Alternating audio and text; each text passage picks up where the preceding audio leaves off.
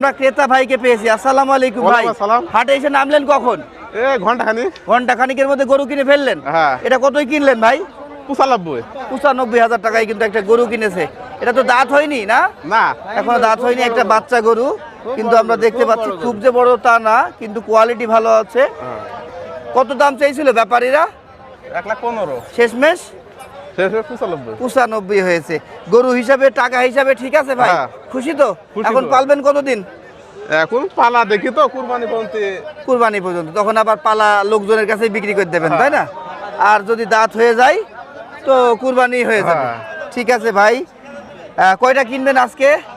আজকে 2টা কিনবো। এখনো 2টা না, এটা সহ 2টা? আরেকটা কিনবো। আরেকটা কিনবেন। আরেকটা কিনলে ভাইয়ের কিন্তু চাহিদা পূরণ হয়ে যাবে। বেশ সুন্দর গরুটা, বেশ সুন্দর। নাম কি আপনার? আমার নাম হানিফা ভাই। হানিফা ভাই। এসছেন কোথেকে? এখানেই বাসা? আসমানখালী থেকে এসছেন। ঠিক আছে ভাই, ভালো থাকবেন।